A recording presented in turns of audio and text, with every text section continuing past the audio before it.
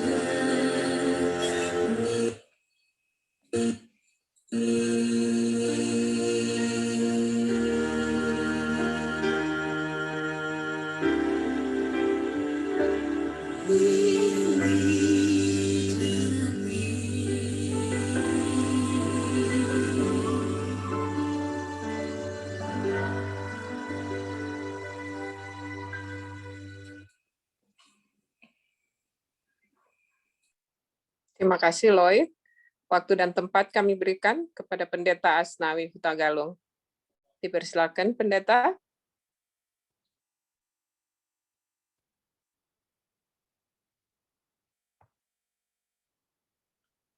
Di-unmute dulu, nggak kedengaran.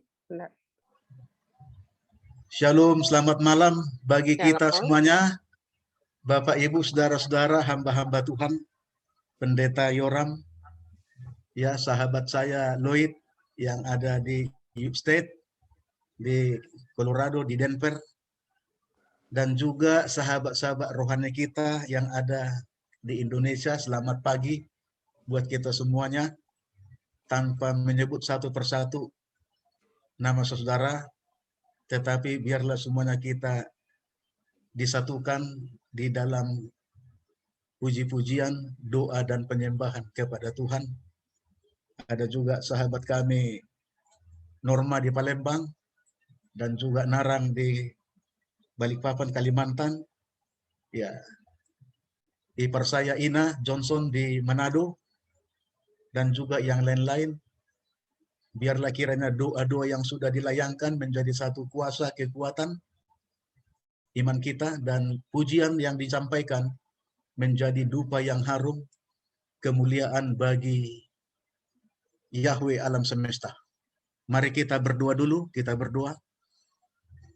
Bapa kami yang di surga, kami serahkan hati dan pikiran kami untuk menyembah memuliakan Tuhan.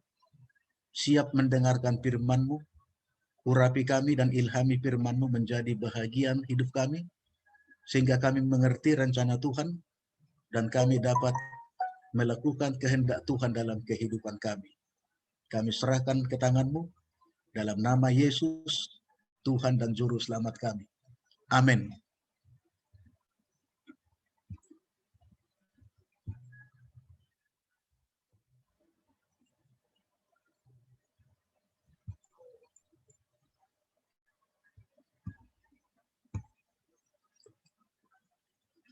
Baik, Bapak, Ibu, Saudara-saudara, pelajaran kita pada malam ini dan pagi di Indonesia, saya berbicara untuk keseluruhan tingkat pelajaran Alkitab dipandang dari segi antropologi dan budaya orang Ibrani.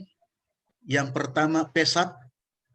Pesat itu membaca Alkitab secara literal, lalu meningkat kepada remes, menafsirkan Alkitab berdasarkan lambang, simbol, alegori. Lalu deras, menjelaskan Alkitab dari kritik sejarah, budaya, dan seluruh kosakata tata bahasa Ibrani. Ini yang disebut dengan eksegesis, ya. Lalu ada sot, tingkat yang tertinggi yang keempat. Sot itu berbicara tentang yang tidak ditulis dalam Alkitab, tetapi dapat kita mengerti oleh penerangan ilahi, ya. Nah, saya berbicara tentang eksposisi kitab Kidung Agung. Bapak, Ibu, Saudara-saudara, ada banyak di antara kita dan orang-orang percaya, dan juga khususnya orang muda, takut atau tabu membaca kitab Kidung Agung.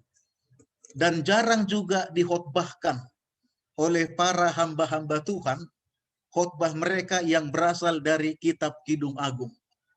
Itulah sebabnya karena jarang, maka saya mengambil sesuatu yang jarang dibicarakan orang dan dikhotbahkan orang, yaitu berbicara tentang Sir Hasirim. Sir Hasirim adalah bahasa Ibrani untuk kitab Kidung Agung. Ya, kitab Kidung Agung, Sir Hasirim. Sebuah pandangan dari gambaran perkawinan anak domba dengan satu model tipologi secara sejarah dan juga berdasarkan kitab Wahyu untuk zaman eskatologi di mana kita hidup sekarang ini. Kemenangan akhir halaman 459. Roh Nubuat mengatakan kebenaran-kebenaran Alkitab yang diterima mengangkat pikiran dan jiwa. Jika firman Allah dihargai sebagaimana mestinya, baik orang muda maupun orang tua akan memiliki kejujuran dalam diri. Suatu kekuatan prinsip akan menyanggupkan mereka melawan pencobaan. Kita mempelajari pada saat ini tentang kitab Kidung Agung untuk memahami berdasarkan tinjauan antropologi, sudut pandang budaya, kaidah filsafat, dan iman orang Ibrani.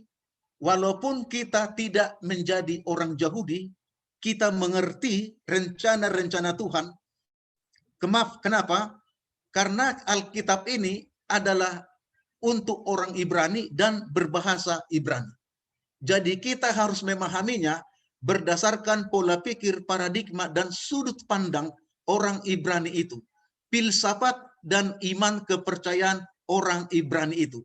Walaupun kita tidak akan menjadi orang Ibrani.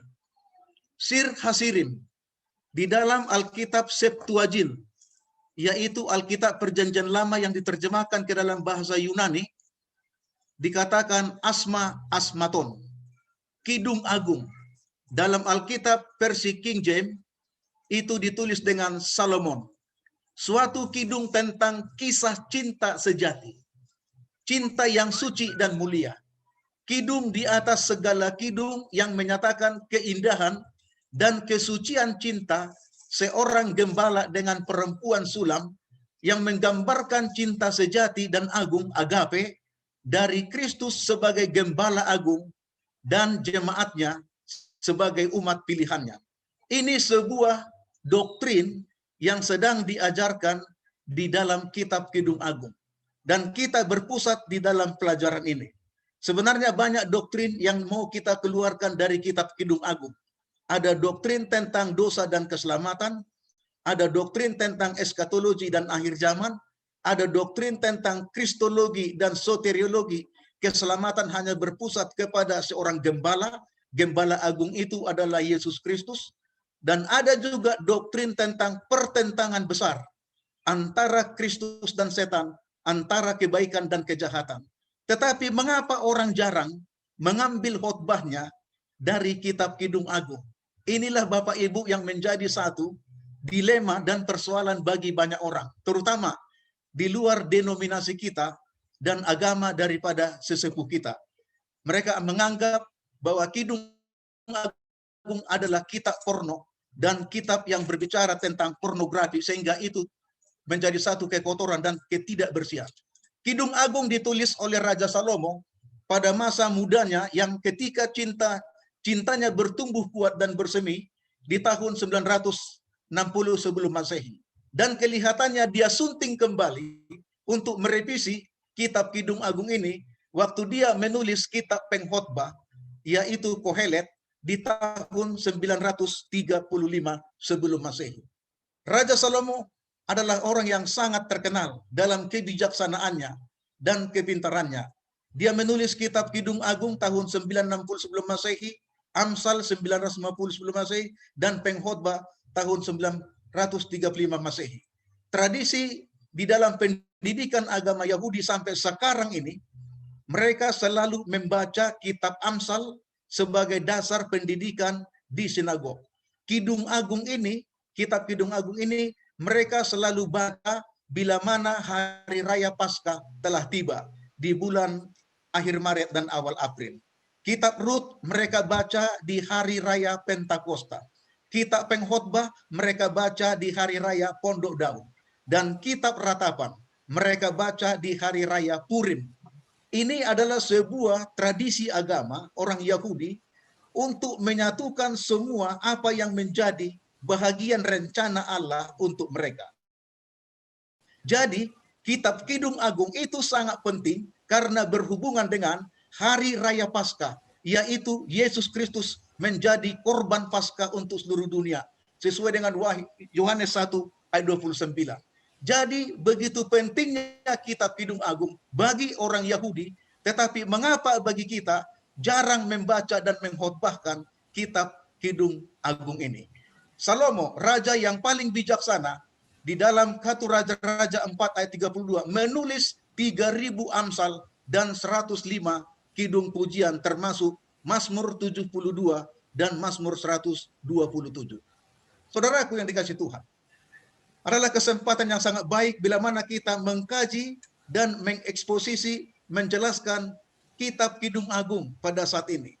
Ya, ayat yang pertama, Kidung Agung 1 ayat 1 dikatakan Kidung Agung dari Salomo, Sir Hasarim, ya, lagu tentang kisah cinta siapa? Siapa sebenarnya? Kisah cinta siapa sebenarnya? Dan cinta yang sejati itu cinta siapa sebenarnya?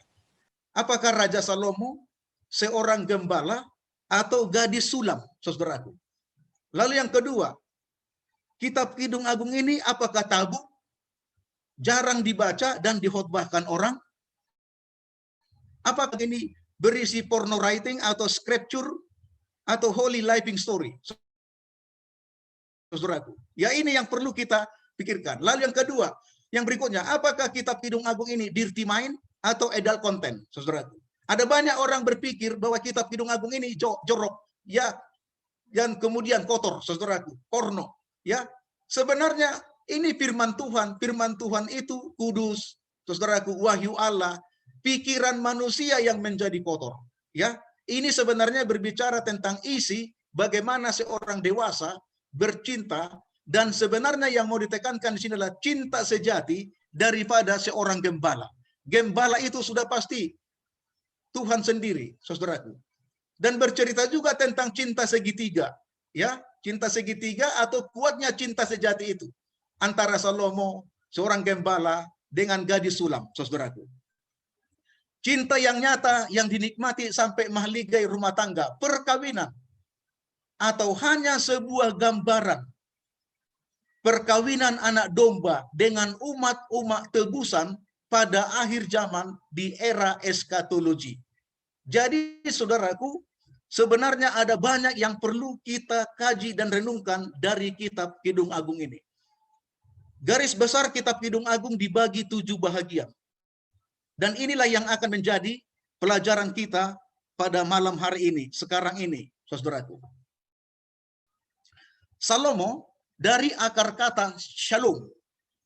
Shalom. Shalom itu artinya damai sejahtera, sehat, bahagia, dan sempurna. Ya, tentunya sudah kita kenal kepada Salomo, dia adalah raja di atas segala raja yang berkuasa dengan kejayaan Israel pada waktu itu sebagai sebuah kerajaan. Dia adalah seorang super bijaksana, super kaya, super mewah, dan super ganteng, super tampan. Salomo ini nggak ada kekurangannya, ya. Tetapi dia jatuh cinta kepada seorang gadis yang bernama Sulamit. Sulamit ini juga sebenarnya dari akar kata yang sama dalam bahasa Ibrani, shalom. Shalom. Jadi sebenarnya Salomo dengan Shalom itu sebenarnya sama. Memiliki arti yang sama, akar kata yang sama, dan visi misi sebenarnya juga memiliki yang sama. Ya. Lalu dikenal dengan istilah Hasulamit, yaitu gadis sulam. Lalu ada muncul di sana yang tidak disebutkan namanya, gembala, domba-domba. Namanya disamarkan dan tidak disebutkan. Hanya Salomo yang tahu siapa sebenarnya gadis sulam ini dan siapa sebenarnya gembala itu sesungguhnya. Dalam bahasa Ibrani dikatakan Haroim, ya, yaitu seorang gembala, sebuah kiasan untuk Kristus, tetapi Raja Salem dari kata Shalom. Jadi Kristus ini juga berasal dari akar kata yang sama dengan Salom, dengan Sulam, yaitu Shalom, Salem. Salem itu adalah raja yang damai. Kalau kita membaca dalam Yesaya 9 ayat 6, Mazmur 23, ya. Lalu ada yang kelompok yang keempat yang disebutkan di dalam kitab Agung, yaitu Banot Sion. Banot Sion atau Banot Yerusalem, ya, putri-putri Sion dan putra-putri-putri Yerusalem. Sunem, di mana letaknya Sunem? Sunem itu sekarang disebut dengan Solem, sebuah kampung dekat Israel, masuk kepada daerah Isakar di antara pegunungan Gilboa dan Karmel. Kalau kita membaca Yosua pasal 19 ayat 18, 1 Samuel 28 ayat 4, 2 Raja-Raja 4:25. tempat di mana perkemahan bangsa Palestina sebelum bertempur memerangi orang Israel. Berhubungan dengan Daud yang menghabisi Goliat pada waktu itu. Nabi Elisa sering menginap di Sunem, rumah seorang perempuan yang ramah tamah dan murah hatinya, yaitu seorang janda di Sunem. Lalu anaknya mati, tetapi dihidupkan Elisa kembali. Ada Abisak. Abisak ini adalah, mungkin Abisak inilah yang menjadi gadis Sulem yang disebutkan oleh Salomo dalam kitab Kidung Agung ini, yang tidak jelas identitasnya. Gadis cantik jelita yang lemah lembut dan pemurah dari Sunem dijadikan perawat untuk Raja Daud di hari tuanya. Setelah Daud wafat, Adonia anak sulung Daud ingin menikahi Abisak ini, tetapi gadis ini, tetapi Salomo membunuh karena dianggap ini sebuah ancaman bagi kerajaan Israel. Jika bukan Abisak, gadis Sulam itu kemungkinan adiknya atau dari sanak keluarga ayahnya atau orang lain yang berbeda dari Abisak yang berasal dari Sunem yang sama. Atau kebanyakan para ahli teologi menafsirkan bahwa gadis Sulam yang dimaksud di dalam kitab agung ini adalah Abisak itu sendiri, yaitu gadis cantik, yang cantik jelita, yang lemah lembut, pemurah, peramah, dan suka memberi, ya, karena memiliki karakter yang sangat kuat di dalam kehidupan secara pribadi. Kalau kita membaca di dalam pasal 1 ayat 2 dan 3, gadis Sulam merindukan kekasihnya datang. Tentu kekasihnya itu adalah seorang gembala, bukan Salomo. Karena Salomo di sini ditulis sebagai bad guy, ya. Bad guy yaitu orang yang menggoda, membujuk dan merayu, dia memiliki sebuah permainan cinta yang tidak baik. Lalu ayat 4 dikatakan Raja Salomo banyak mencintai wanita-wanita, putri-putri raja dan para dayang-dayang cantik serta putri-putri Yerusalem. Kemudian ayat 5 sampai 6, gadis Sulam walaupun hitam tapi manis karena terpapar sinar matahari yang bekerja keras di padang gurun, di lembah-lembah, namun menawan dan memikat hati bagi Salomo sehingga Salomo tergila-gila kepadanya. Tetapi gadis Sulam itu tidak menaruh perhatian sedikit pun hatinya kepada Salomo. Gadis Sulam itu ingin bebas dari godaan, jerat-jerat yang dibuat Salomo. Di manakah gerangan gembala itu yang menggembalakan domba-dombanya berada?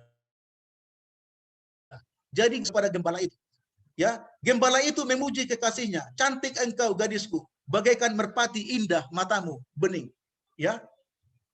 Gadis Sulam menyambut dan memuja kekasihnya, gembalanya itu, tampan engkau kekasihku, sungguh menarik dan memikat hatiku. Wah, kata-kata ini sangat indah bagi orang-orang muda. Ini sebuah cinta yang bertumbuh dan bersemi. Tetapi bagi orang tua juga yang sudah berkeluarga dan juga yang sudah memiliki cucu dan cicit, ini penting dibaca untuk apa? Untuk menyegarkan kembali kemesraan dan cinta kasih antara suami dan istri. Jangan lupa Bapak Ibu. Jadi rajin-rajin membaca Kidung Agung. Sangat indah di sana hubungan-hubungan kita dengan Tuhan. Gembala itu disna, indah engkau kekasihku, bagaikan mawar saron, cantik bagaikan bunga bakung di lembah-lembah yang permai. Wah, luar biasa. Lalu ayat 2, gembala itu lagi memuji kasihnya, gadis Sulam, seperti bunga bakung di antara duri-duri. Demikianlah manisku di antara gadis-gadis putri Yerusalem. Lalu gadis Sulam itu merespon lagi kembali, ya, seperti berbalas pantun. Ya, seperti berbalas pantun, kalau orang Melayu ini berbalas pantun. Seperti pohon apel di antara pohon-pohon di hutan. Demikianlah kekasihku di antara teruna-teruna. Di bawah naungannya aku ingin duduk. Gembala ini adalah seorang pengayom dan pelindung. Itu sebabnya gadis itu terpikat kepada seorang gembala itu. Lalu kita masuk ke pasal 2. Bahagian yang ketiga dari garis besar. Gadis Sulam merindukan gembala. Lihatlah ia datang, melompat-lompat di atas gunung-gunung, meloncat-loncat di atas bukit-bukit. Kekasihku serupa kijang atau anak rusa. Lihatlah ia berdiri di balik dinding. Kita sambil melihat-lihat melalui tingkap-tingkap dan kisi-kisi rumah. Jadi gadis Sulam ini memuji-muji daripada gembala itu, ya. Karena hatinya, cinta sejatinya kepada seorang gembala itu, ya. Dan gadis Sulam kesepian dan merindukan kekasihnya. Lalu kita masuk di bagian keempat. Garis besar bahagian yang keempat, yaitu gadis Sulam di pesta Yerusalem. Mengapa gadis sulam di pesta yang besar di kota Yerusalem, sementara dia tinggal di pedesaan dan dekat dengan padang gurun di mana gembala itu menggembalakan domba. Kita masuk di pasal 3, ayat 6 dan 7. Rombongan Salomo datang menjemput gadis sulam dengan diiringi 60 orang pahlawan terpilih dari seluruh pahlawan kerajaan Yerusalem dengan segala jenis perhiasan, rempah-rempah, minyak wangi, mur, kemenyan yang harum baunya untuk dipersembahkan kepada gadis sulam sebagai sebuah mas kawin.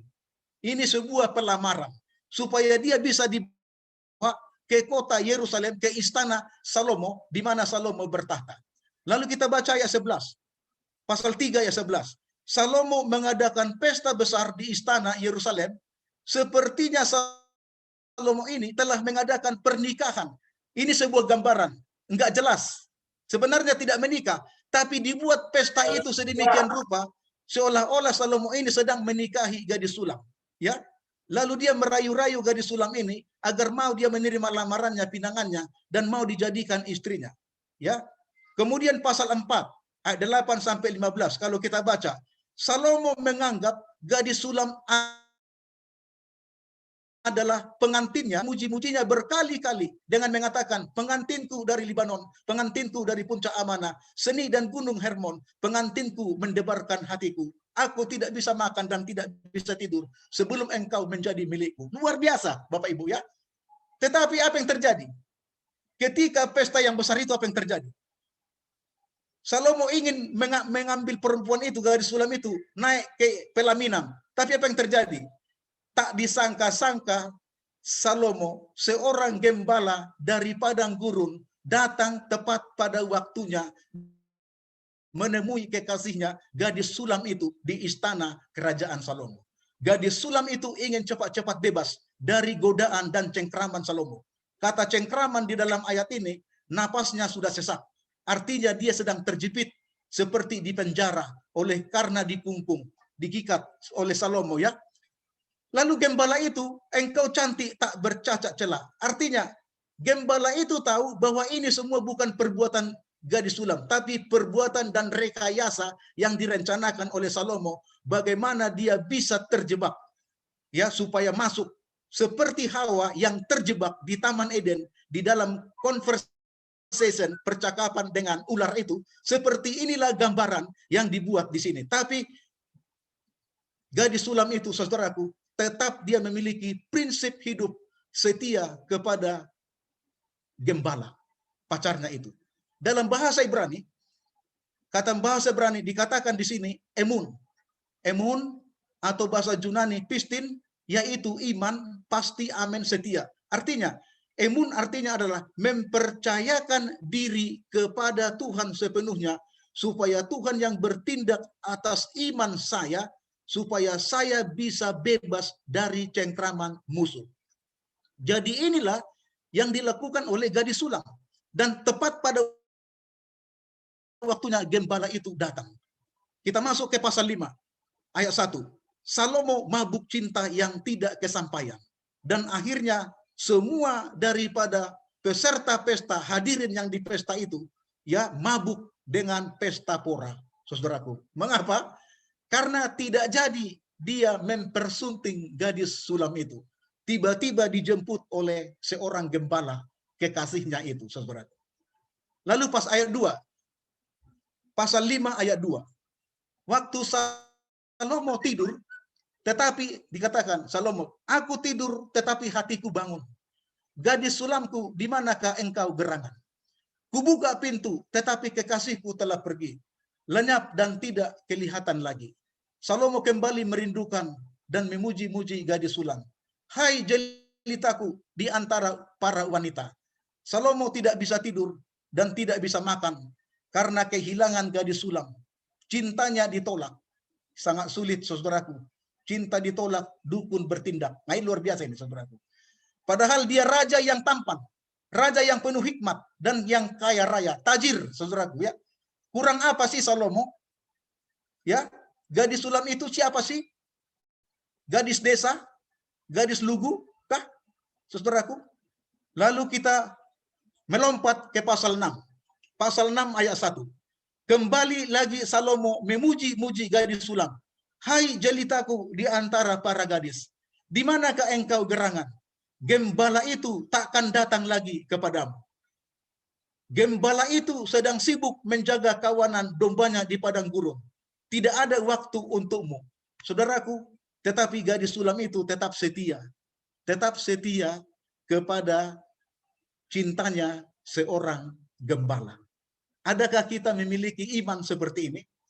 Sebenarnya yang mau digambarkan di sini adalah, adakah kita umat-umat Tuhan memiliki iman seperti ini, kita tetap setia kepada Tuhan yang kita percayai.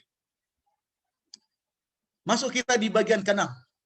Garis besar bagian ke-6. Rayuan Salomo yang terakhir kalinya untuk mendapatkan gadis sulam itu. Raja Salomo akhirnya menyamar menjadi seorang gembala. Persis seperti gembala yang dicintai, yang dikasihi gadis sulam itu. Untuk mendapatkan, menggait gadis sulam itu masuk terperangkap, dapat menjadi miliknya. Saudaraku, 2 Korintus pasal 11 ayat 14. Pada akhir zaman, setan akan menyamar menjadi Kristus untuk menjatuhkan iman umat-umat yang sisa. Bahkan setan menyaru seperti Kristus. Inilah koneksitas, paralelis konteks daripada Kidung Agung pasal 6 ayat 1 sampai 3. Ke Taman Eden, setan menyamar menjadi ular yang berbicara dari pohon pengetahuan baik dan jahat itu untuk menjatuhkan Hawa, menipu Hawa. Saudaraku, Hawa jatuh. Tetapi gadis sulam ini tidak jatuh. Mengapa? Dia tahu siapa gembala yang asli. Dari manakah gadis sulam ini tahu gembala yang asli dengan gembala yang menyamar? Dari tingkah lakunya, intonasi suaranya, dari sikapnya, dan dari attitude-nya, saudaraku. Jadi penyamaran Salomo terbongkar dari suara, sikap, dan caranya memuji gadis sulam itu. Cantik engkau, manisku seperti kota Tirza, juwita seperti Yerusalem. Palingkanlah matamu kepadaku, sebab aku menjadi bingung. Rambutmu bagaikan kawanan kambing yang bergelombang turun dari Gilead, bagaikan belahan buah delima, pelipusmu di balik telukungmu. Kata-kata ini dengan intonasi suaranya dan sikapnya, perangainya, tingkah lakunya, menunjukkan bahwa Salomo terbongkar sebagai orang yang menyamar menjadi gembala. Mengapa? Karena gadis itu sangat mengenal watak, temperamen, dan tabiat daripada gembala itu. Dia tidak pernah mengeluarkan kata-kata yang bernada duniawi, yang bernada eksotis, yang bernada mengundang erotis, saudaraku. Ya, enggak. Karena gembala itu adalah seorang yang jujur, seorang yang tulus, seorang yang murni, dan dia seorang yang saleh. Kata-katanya selalu bernada kesucian, kesalehan, dan keindahan. Jadi kita lihat di sini. Nah, kenapa Hawa terjadi sesuatu penipuan dan bisa tertipu? Karena ular itu memuji Hawa.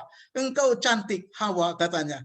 Ya, berbahagialah engkau ya dengan Adam. Jadi kita lihat di sini ada sebuah gambaran yang mau disampaikan oleh Kidung Agung Salomo, penulisnya, kepada Kejadian pasal 3, kejatuhan perempuan dan Adam ke dalam dosa, dan juga kepada Wahyu pasal 9, bagaimana gambaran Kristus akan di hari pernikahan anak domba itu tiba.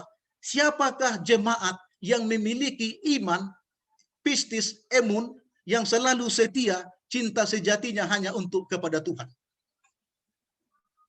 Ketika penyamaran Salomo terbongkar, kedoknya sudah ketahuan bagi gadis sulam, akhirnya Salomo mengakui dirinya sangat cinta berat kepada dia dan harus mendapatkan dia, agar gadis sulam itu mau menikah dengannya.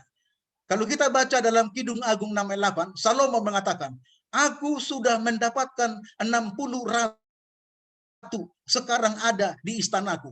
putri raja-raja menjadi istriku. Tetapi hidupku tidak bahagia dan tidak sempurna tanpamu. Bahkan aku sudah memiliki 80 selir gundik yang ada bersama dengan aku di istana Yerusalem. Tetapi tanpamu, gadis sulam, semuanya hampa dan tidak berarti bagiku. Ya, jadi kita lihat ini pengakuan Salomo setelah terbongkar penyamarannya menjadi gembala. Dia mengakui bahwa dia sudah memiliki 60 istri dan istrinya itu semua ratu-ratu dari seluruh kerajaan yang ada di Palestina, ya, pada waktu itu, dan 80 gundik. Kita tahu bahwa Salomo memiliki 700 istri dan 300 gundik kalau kita membaca di dalam 1 Raja-Raja 18 ayat 3. Tetapi pada waktu penyamaran menjadi gembala ini, dia mendapatkan gadis sulam itu terbongkar, dia mengakui dia lakukan itu ingin mendapatkan gadis sulam itu. Sampai dia katakan, sudah 60 istriku dan semuanya putri-putri raja dan aku sudah memiliki 80 selir. Artinya di sini Salomo belum memiliki 700 sampai 300 gundik. Artinya dia kawin kepada banyak perempuan, istri raja-raja, ya, ratu-ratu dan juga gundik-gundik. Sebenarnya dia ingin mendapatkan gadis sulam yang tidak dapat menjadi istrinya itu. Tetapi sampai dia menemukan 1000 istri, ya, 1000 perempuan, tetap juga dia tidak puas dan tidak mendapatkan kesempurnaan dalam hidupnya karena cintanya ditolak oleh gadis sulam itu. Kalau kita membaca dalam Kidung Agung 6 ayat 9 sampai 13, kembali lagi Salomo memuji-muji gadis sulam. Tetapi gadis sulam itu tidak pernah tergoda. Gadis sulam itu tidak pernah bernafsu sedikit pun untuk tawaran Salomo. Raja yang berkuasa, raja yang penuh hikmat, raja yang terganteng, raja yang terkaya, raja yang termewah, raja di atas segala-galanya. Gadis sulam itu tidak tergiur dan tidak tergoda dengan apa yang ditawarkan Salomo kepadanya. Ya, di dalam sebuah literatur orang Yahudi dikatakan 2/3 harta dari seluruh kerajaanku, bahkan istana dan Yerusalem ini akan menjadi milikmu, asalkan engkau mau menjadi istriku. Tetapi gadis sulam itu tetap menolak dengan lemah lembut dan rendah hati. Dia menolak tawaran Salomo itu. Saudaraku, apakah yang digambarkan di sini? Sebenarnya yang digambarkan di ayat ini adalah tentang cinta sejati dari seorang gadis sulam yang melambangkan jemaat yang sisa. Jemaat yang sisa, the remnant church, saudaraku, pada zaman eskatologi, kepada seorang gembala. Gembala itu adalah Yesus Kristus di zaman eskatologi. Yang kedua, pertentangan yang besar antara kejahatan dan kebaikan sedang dilanjutkan di sini seperti di Taman Eden. Segala cara dibuat setan sampai menyamar menjadi setan. Segala cara dibuat Salomo sampai menyamar menjadi seorang gembala untuk menjatuhkan gadis sulam itu. Tetapi Hawa jatuh ke dalam dosa, sementara gadis sulam tidak tergoda dan tidak jatuh. Saudaraku, di pasal 7 ayat 1 sampai 8, ini yang disebut dengan Solomon allegorical erotikal. Ya, di sini Salomo berhayal di dalam tempat tidurnya. Dia memeluk bantal guling waktu tidur. Dia membayangkan gadis sulam itu yang dia peluk. Dan dia mencintai sepanjang malam, ya. Dia bercinta sepanjang malam dengan bantal guling itu. Hanya lamunan, hanya hayalan. Ya, kenapa? Karena inilah terakhir kali dalam hidupnya untuk melepaskan gadis sulam itu dengan bebas. Ya, gadis sulam itu telah berhasil mengubah paradigma Raja Salomo. Apa yang dirubah, saudaraku? Salomo ini tergila-gila dengan perempuan dan jatuh ke dalam berbagai perangkap di dalam perempuan. Tetapi gadis sulam ini mau katakan, tidak semua perempuan seperti yang di dalam pikiranmu. Ya, barang yang kamu bisa beli dan gunakan semaumu. Masih ada perempuan yang sejati, cintanya yang sejati dan kudus. Ya, ini yang mau digambarkan, saudara. Dan gambaran itu adalah gambaran umat yang sisa, yang memiliki iman yang sejati kepada Kristus dan memiliki roh nubuat dan juga menuruti firman Tuhan. Lalu ayat 4. Kidung Agung pasal 8 ayat 4. Salomo dengan legowo, dengan berbesar hati, dia melepaskan gadis sulam itu. Karena gadis sulam itu tidak mencintainya sedikit pun. Lalu saudaraku, yang ketujuh, bahagian yang ketujuh yang terakhir. Gadis sulam itu pulang ke rumahnya. Perlindungan dan pemeliharaan seorang gembala kepada kawanan domba-dombanya dan bertemu dengan putri-putri Sion atau putri-putri Yerusalem. Ini menggambarkan sebuah pertemuan akbar yang besar nanti di akhir zaman ketika Kristus datang yang kedua kali. Inilah gambaran dari Kidung Agung 8 ayat 3 dan 4. Lalu dikatakan gadis sulam itu, siapakah yang muncul dari padang gurun?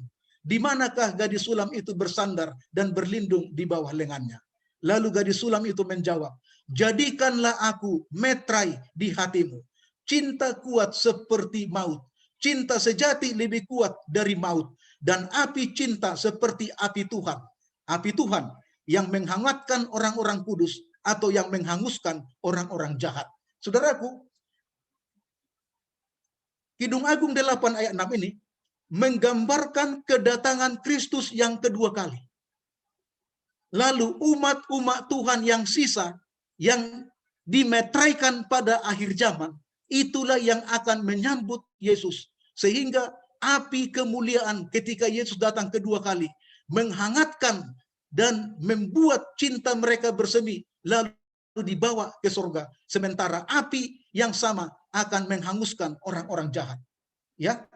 Lalu ayat 11 sampai 12. Seluruh harta kekayaan Salomo ditawarkan kepada gadis sulam. Ini sekali lagi ditawarkan kepada gadis sulam. Gembala itu tetap baginya yang termulia. Saudaraku yang dikasihi Tuhan. Kualifikasi dua tokoh yang tersembunyi. Hanya Salomo yang tahu. Satu, seorang gembala. Identitasnya tidak disebutkan. Namanya, sukunya, dari mana dia berada, di mana kampungnya, tempatnya. Tidak disebutkan. Disebutkan hanya seorang gembala. Tetapi gembala itu gambaran gembala agung daripada Yesus Kristus. Mengapa? Karena hidupnya sederhana namun bertanggung jawab. Penuh kasih dan rela berkorban. Lemah lembut dan rendah hati. Suka mengampuni dan mengayomi. Dia memiliki cinta yang sejati, kasih yang agape. Walaupun dia tinggal di padang belantara, jauh dari gadis itu, dia tetap cintanya sejati. Ini menggambarkan Kristus yang jauh di sorga, di bilik yang maha suci sekarang ini. Sejak tahun 1844, dia akan datang kembali ke dunia kita. Dunia inilah padang gurun itu. Dunia inilah lembah-lembah kelaliman, di mana kejahatan merajalela. Dia akan datang menjemput gadis sulam, yaitu jemaat yang sisa pada akhir zaman, saudaraku. Lalu yang kedua, perempuan sulam itu identitasnya juga tidak disebutkan Salomo. Dari mana keluarganya, latar belakangnya, suku mana, orang tuanya apa, bangsa apa, kotanya di mana, tidak disebutkan. Hanya Salomo yang tahu itu. Dan inilah sebuah yang tersembunyi di dalam kitab agung. Hanya Salomo yang tahu. Nanti kalau kita masuk surga, kita akan tanya sama Salomo. Siapa sebenarnya gembala itu? Dan siapa sebenarnya gadis sulam itu? Tetapi gadis sulam itu memiliki kualitas yang sama dengan gembala itu. Kenapa? Dari catatan Salomo, dia mengatakan bahwa gadis sulam itu juga adalah seorang yang sederhana, peramah, pemurah, cantik jelita, namun cakap dan cekatan, lemah lembut dan rendah hati. Dia suka memberi dan setia teguh pendiriannya. Cintanya begitu sejati kepada seorang gembala dan tidak luntur, tidak tergoda, tidak terjerat sedikit pun oleh karena pencobaan-pencobaannya. Sehingga waktu Salomo menulis kitab Amsal 31 ayat 10. Kitab Amsal 31 ayat 10, pasal yang terakhir. Sebenarnya ini ditambahkan oleh Salomo kepada kitab Amsal dari setelah dia bertobat tidak mendapatkan gadis sulam. Lalu dia katakan, istri yang cakap, siapakah yang mendapatkannya? Ia lebih berharga dari permata. Luar biasa Bapak Ibu. Ya, sebenarnya menurut Salomo siapa gadis, siapa istri yang cakap? Siapakah itu? Siapa itu gadis itu?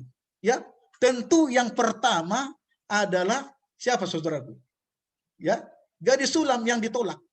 Gadis sulam yang ditolak. Ya, jadi kita lihat di sini, bukan Hawa. Lalu yang kedua siapa? Yang kedua siapa? Ruth. Yang kedua Ruth. Saudaraku, kenapa Ruth? Karena Ruth adalah nenek buyut dari Salomo. Dialah perempuan satu-satunya yang sama persis dengan gadis Sulam itu di dalam semua kriteria: iman, kesetiaan, cinta, dan tabiat perangai. Saudaraku, ya. Gambaran model Alkitab apakah yang sedang digambarkan Salomo dalam kitab Kidung Agung? Dia menggambarkan 3 wanita. Wanita yang di Taman Eden, Hawa, jatuh ke dalam dosa. Gadis Sulam di kebun anggur tidak jatuh ke dalam dosa. Lalu umat yang sisa di akhir zaman akan sama dengan perempuan gadis Sulam itu. Baik, ada lima yang mau saya gambarkan di sini secara singkat. 1, perkawinan literal. Adam dan Hawa dikawinkan Tuhan, laki-laki dan perempuan. Ya, jenis kelamin laki-laki dan perempuan. Bukan homo, bukan lesbi, bukan LGBT, ya, dan juga menikah hanya 1 kali, 1 laki-laki untuk 1 perempuan, ya. Lalu yang kedua, perkawinan simbolis. Simbolis dari model apa yang digambarkan dalam sejarah dunia sejak penciptaan di Taman Eden, bahwa Allah menikah dengan umatnya untuk membangun sebuah komunikasi mahligai keluarga Allah. Kalau kita membaca di dalam Yeremia pasal 3 ayat 1. Lalu yang ketiga, perkawinan secara historis adalah sebuah model yang sangat panjang di mana Tuhan kembali memperkenalkan Yeremia 3 ayat 1 dan Hosea pasal 1 dan 2 bahwa Allah sebagai suami, orang Israel sebagai istri dalam satu ikatan keluarga Allah. Tetapi sayang, orang-orang Israel selalu murtad, jinah rohani, dan jatuh ke dalam dosa-dosa pelacuran bakti, tidak setia, saudaraku. Sehingga orang Israel pernah dianggap Tuhan tidak lagi menjadi umatnya. Lalu yang keempat, perkawinan kristologis dan soteriologis adalah sebuah model konsep perjanjian baru yang digambarkan hubungan intim antara Kristus dengan jemaat. Kristus sebagai kepala jemaat dan anggota jemaat sebagai seluruhnya adalah perempuan itu. Saudaraku, inilah sebuah gambaran di mana gereja berpusat kepada Kristus dan pusat Kristus itu adalah keselamatan orang berdosa satu-satunya.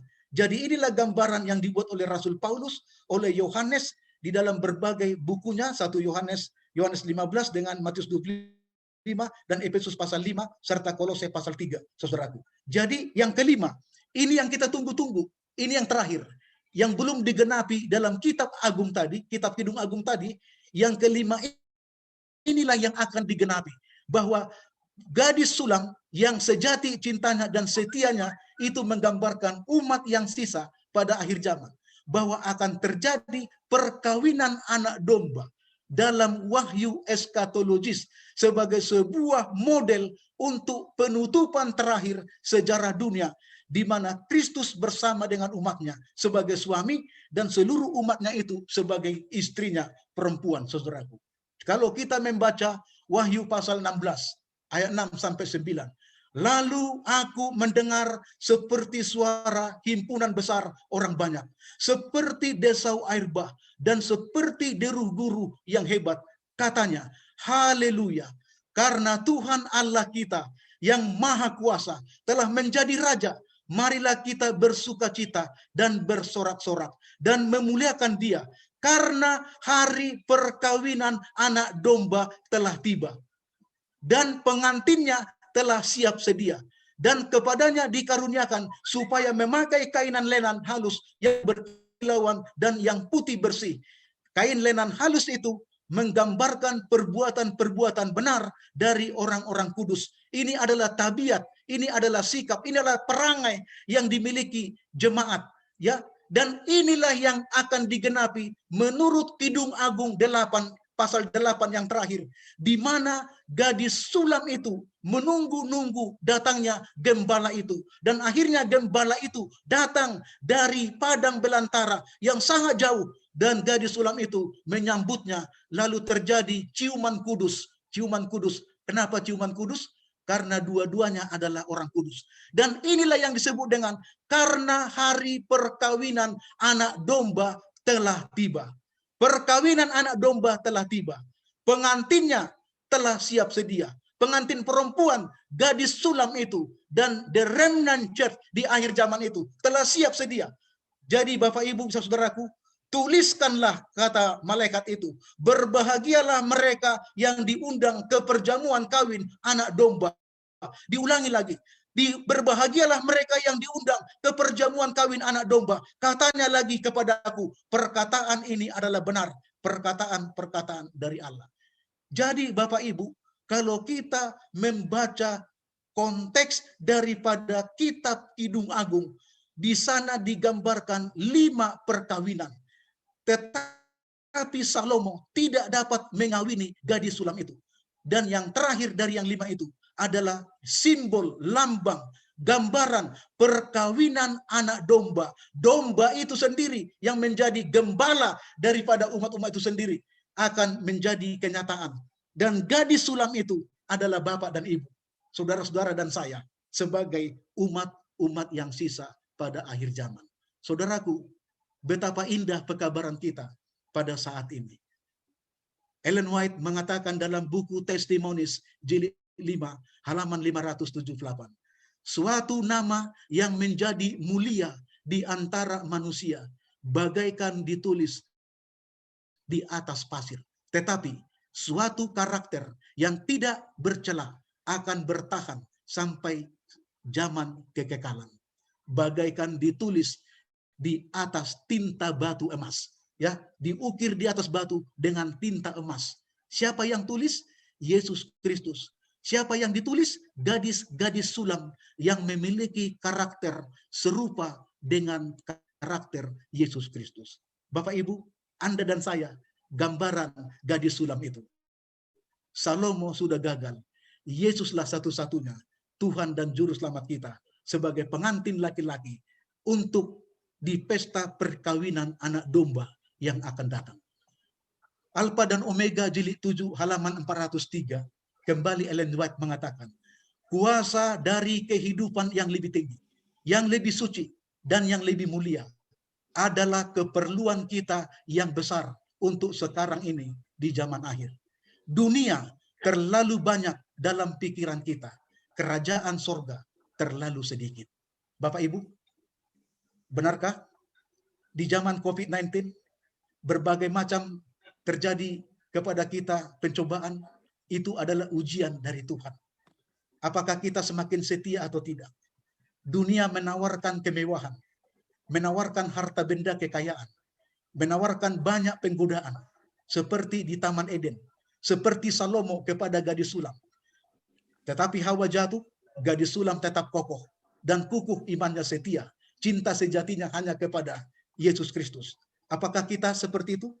Atau sebaliknya, dunia terlalu banyak dalam pikiran kita, dan kerajaan surga terlalu sedikit. Bapak, Ibu, saudara-saudaraku, saya mengundang Bapak Ibu untuk sekarang ini kita menyerahkan kehidupan kita kepada Tuhan. Saya mengundang kita supaya kita hidup bersama dengan Tuhan, berjalan di dalam Tuhan, dan memuliakan Tuhan dengan segenap hidup kita. Saya mengundang kita semuanya untuk menyerahkan hati kita, pikiran kita, jiwa kita kepada Tuhan, supaya Tuhan membentuk karakter kita seperti gadis sulam yang setia dan cinta sejatinya. Karakternya sama seperti gembala agung kita, Yesus Kristus. Dan tiba harinya, waktu Yesus datang kedua kali, dan kita dibawa ke surga. Lalu dia katakan, berbahagialah mereka yang diundang masuk ke dalam pesta perkawinan anak domba. Inilah sesungguhnya apa yang mau digenapi dari Kidung Agung pasal 8 yang terakhir, yang belum digenapi dari apa yang Salomo tulis di dalam kitab Kidung Agung itu. Bapak Ibu, kiranya Tuhan menjadi bagian kita, dan semua kita disegarkan pada saat ini. Mari kita berdoa. Kita berdoa. Bapa kami yang di sorga, kami bersyukur, berterima kasih. Pekabaran Tuhan begitu indah dan baik. Menyatakan cinta kasih Tuhan yang sejati bagi kami umat-umat Tuhan.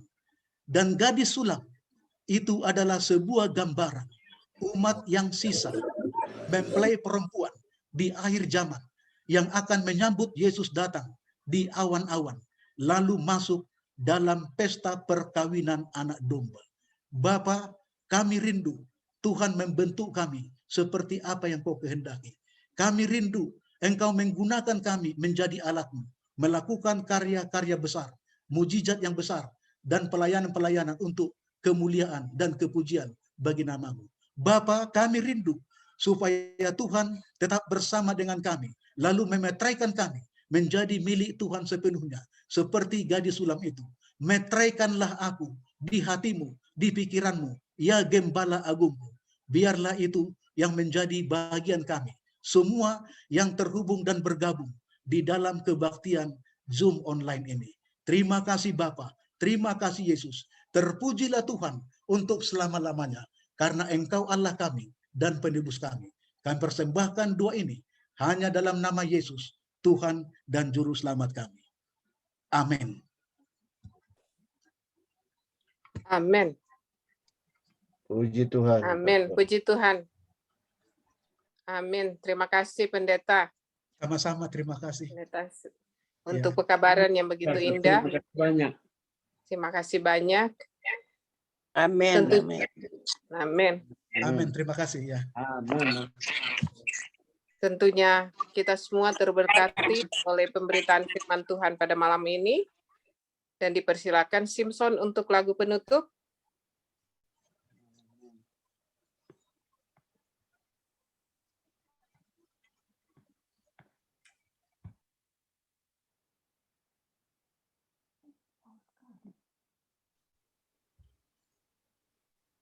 Ya.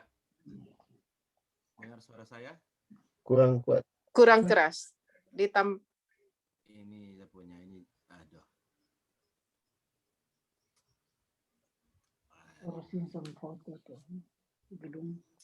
Kenapa ini jadi?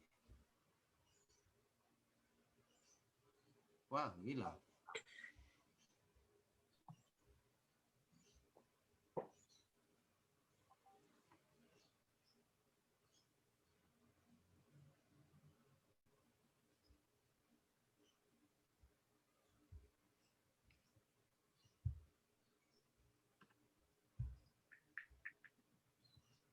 Gak kelihatan ya?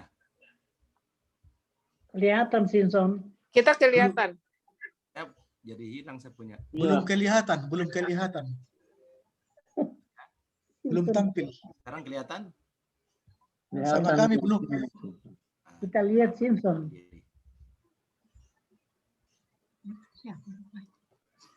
Apanya yang enggak Sekarang kelihatan? kedengaran suara saya?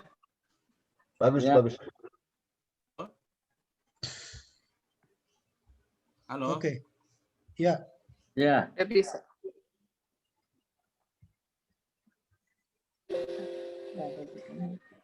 Halo? Ya. Ya, Oke. udah bisa. Kedengaran? Ya. Oke, go ahead.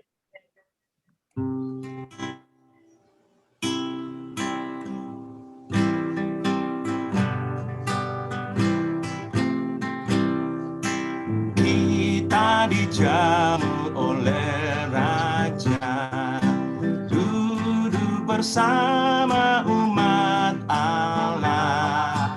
Sudahkah engkau bersedia? Kelak Raja datang. Kelak Raja datang, datang. Kelak Raja datang. Sudahkah engkau bersedia?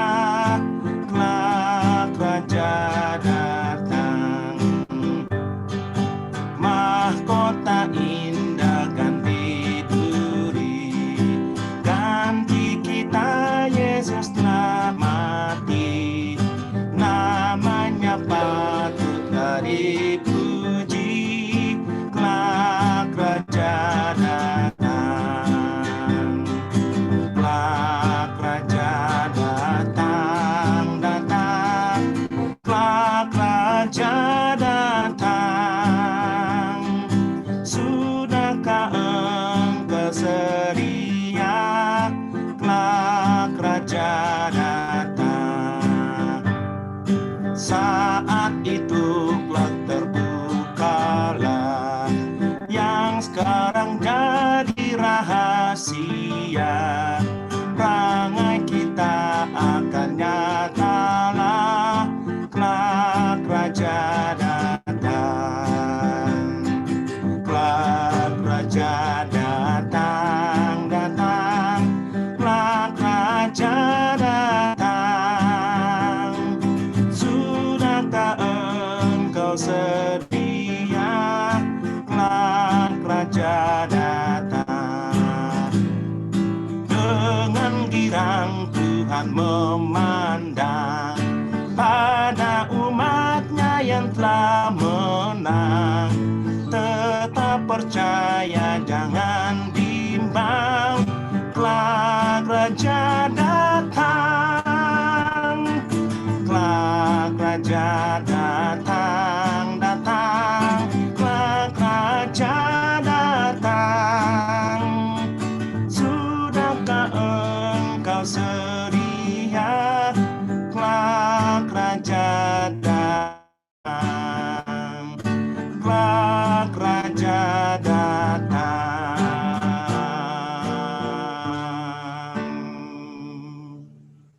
Amin.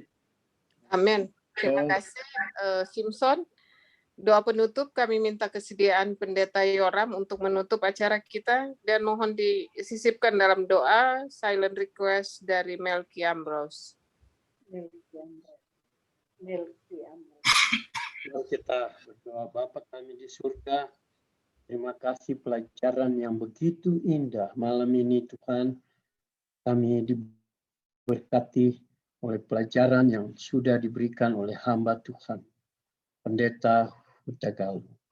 Berkati hambamu ini bersama istri dan juga putri mereka. Berkati tugas pekerjaannya Tuhan. Berkati semua anggota-anggota gereja yang dilayani dimanapun mereka berada pada saat ini. Kami juga mendoakan keluarga yang berduka. Kiranya penghiburan yang sejati selalu menjadi bahagian mereka semua. Keluarga Rotin Sulu Silitonga dan juga keluarga Maramis. Dan pada saat ini juga Tuhan kami mau mendoakan keluarga Ambrose yang ada di Loma Linda. Kiranya juga Tuhan memberkati apapun kerinduan, apapun permintaannya, hanya Tuhan yang mengetahuinya bersama dengan orang tersebut. Dengarkanlah doa kami Tuhan, serta ampuni dosa dan kesalahan. Semuanya kami sembahkan demi nama Yesus, Juru Selamat dan Penebus dosa. Amin. Amin.